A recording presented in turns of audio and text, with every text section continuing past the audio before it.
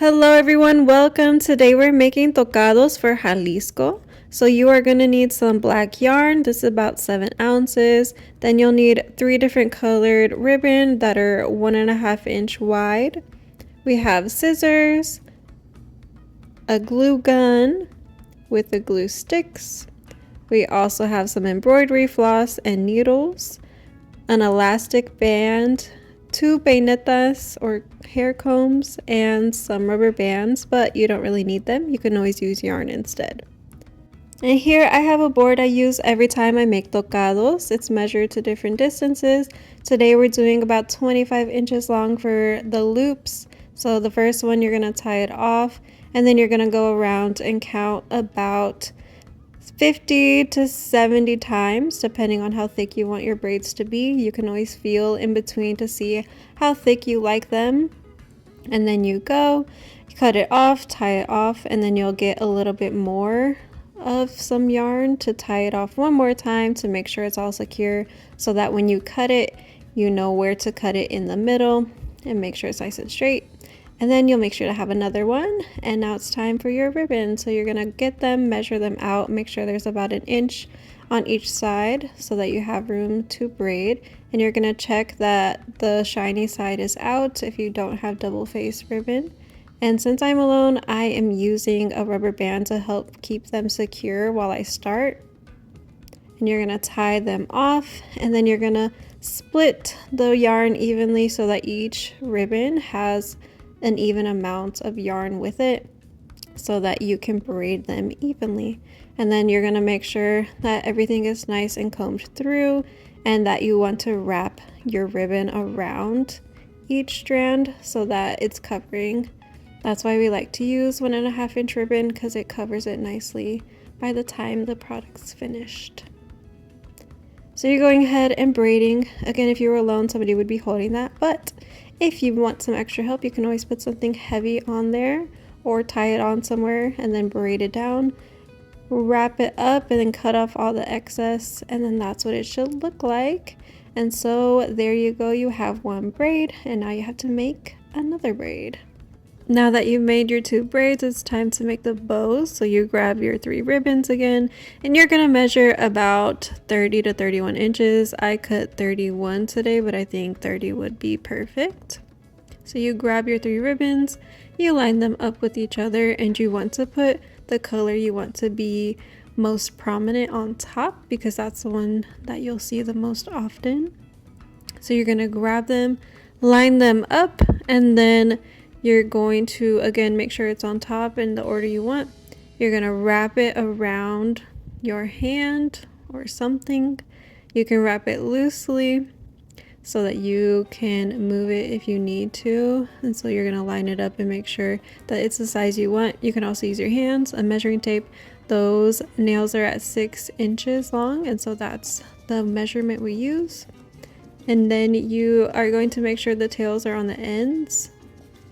And then you'll fold it in half, and making sure that it's in half. And again, you can see the tails are on the ends, and you're gonna grab your scissors and cut in the middle. You're not gonna cut all the way across, just 2 little nubs so that it can be movable later. So you're cutting a little bit, not too much, just enough so that you can move the ribbon around a bit later. And you can always fix it if you feel like it needs more, then you can cut it a little bit more. But it's really up to you and how you feel like you need to move your ribbon. Then you can take those frayed edges and get a lighter and pass the lighter through them so that they can be closed off, and you do that to the ends as well. You can get that out of the way, and now that you have that ready, you get your embroidery floss. You're gonna cut a long piece and you're gonna wrap it around. So you wrap it front to back. You can tie it down and then wrap it again if you want it to feel a little bit more tight. And once you have it, you make sure the flaps are in the back and make another one. Now that you have your 2 braids and your 2 ribbons ready to make bows, it's time to make those bows. So you're going to grab them, separate them. You can do 3 colors at a time, and you're gonna glue it on the back. The back is with the ribbon strands and the embroidery strands. And then you do the other half, you do 3. It's easier to do 3 at a time and to make them the same pattern, or else it gets a little wonky. And then you can also glue the middle together so that it doesn't move and it's a little bit more stable.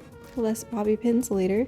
And then of course do it to the other side. So now you have 1 and now you have 2 and your braids. So it's time to put the braids together. You place 1 braid on top of the other, and then you're going to wrap it twice around. So make sure it's twice, and then you get some yarn and you're going to tie that yarn around one end to secure it in place, and you can tie it as tight as you need. You can put multiple wraps of yarn if you need it, and you have both sides tied. Now it's time to form the braid, and you're gonna want to clean up the tops of your braid. So you're gonna cut off any excess. If you had longer strands, you could use that to cover it, but mine weren't very long this time, so I got some extra ribbon to tie around and wrap it around with some glue. And you just want to make sure it's nice and tight and seal everything up so that there's no weird frays coming out of the bow. And then you can light up the side to make sure it's sealed and do the same thing to the other side. So that's what it looks like.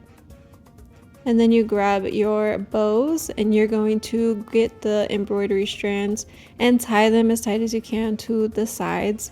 And you want the bows to be facing the braids. And so once they're in place, you get some glue. Glue them in place. You could leave them like that, but you want to make sure that the bows are tied down. So glue them on the side and on the bottom so that they can stay in place. You can always add more glue, but I would say to put it on your head before you do that so you can see what it looks like on you. Once you have that, you can leave it like that. They are ready to go, but to make it fit a little better, you're going to get your elastic. You're going to loop it through and tie it on the back. And so tie it as tight as you can. Black is the best color, so it blends in with everything. And then you're going to tie it again on the other side and make sure that the space you want in between is good for you. Don't make it too loose. Once you cut off the excess, you're going to get your peinetas and your embroidery floss and thread, and you're going to take that and put it on the braids. You want to decide first which side is the front and the back. To me, that is the front because there's the least amount of yarn that you can see. And you're going to take your peineta and make sure that you have it in the right direction. The curved side should go onto the braid so that it fits on your head better. And then you always want to measure and make sure that it's the same size on both sides. And then you're going to take your embroidery thread and thread it through. I do about 7 to 9 combs depending on how much I want to do. You don't want to necessarily go all the way, but when you're done, you go through and tie it off at the end so that they stay a little bit more in place. Cut them off. And again, it allows the dancer to put it more into their bun when it's not all the way down. And you do the same thing on the other side, making sure that you're on the braid that it needs to be. So since there's 2 braids, the combs will be on 2 different braids. And it's going to be the braids closest to them. So making sure you measured and that they're the same height on each other, and you tie them off. And they're done! There you have your tocados for Jalisco.